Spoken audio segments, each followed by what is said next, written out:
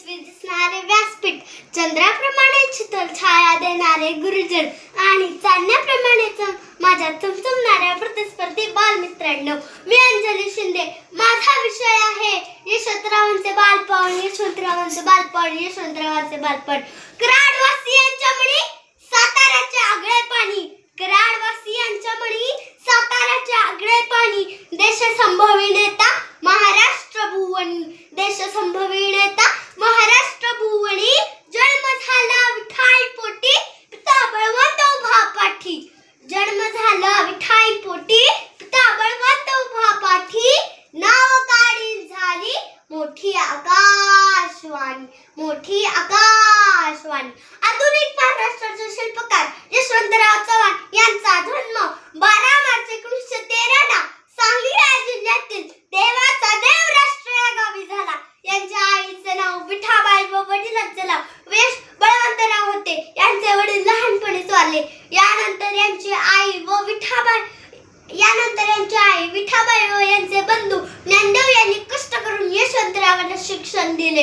यशवंतरावांचे प्राथमिक शिक्षण झाले होते. उच्च शिक्षण कोल्हापूर व पुणे घेतले आणि BA LLB झाले. हिमालयाच्या मदतीला सह्याद्री उभा राहिला. हिमालयाच्या मदतीला सह्याद्री उभा राहिला.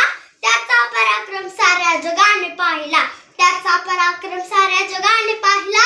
देशवासियांच्या मनी गुंजते एकच नाव, ते म्हणजे यशवंतराव. यशवंतराव यशवंतराव 1930 साली शाळेच्या इमारतीवर त्यांनी एक तिरंगा फडकविला व शाळेत असता शिक्षकांनी विचारले, यशवंता तू काय होणार? यशवंताने उत्तर दिले, मी यशवंतराव चव्हाण होणार. हिमालयाच्या मदतीला धावून जाताना सोनेरी मुकुट उतरवून वेळप्रसंगी काटेरी मुकुट परिधान करणारा यशवंतराव. यशवंतराव यशवंतराव आपल्या कर्तृत्वाने राज्यात तर देशात आपले नाव उंचावणारा यशवंतराव. यशवंतराव यशवंतराव हे बालपणापासूनच विचारी विवेकी होते. गरिबी म्हणजे काय, संघर्ष म्हणजे हे त्यांना लहानपणीच अनुभवले होते. या अडचणींना जनसामान्याला सामोरे जाऊ लागू नये याची काळजी यशवंतरावांनी नेहमीच केली. देशसेवेचे बाळकडू त्यांनी त्यांच्या आईने दिले. ते सांगतात, ते म्हणतात, माझ्यावर जर आईने लहानपणी संस्कार केले नसते तर मी विट्याच्या बाळावर गुरे चारीत बसलो असतो. माझ्यावर जर आईने लहानपणी संस्कार केले नसते तर मी विट्याच्या माळावर गुरे चारीत बसलो असतो.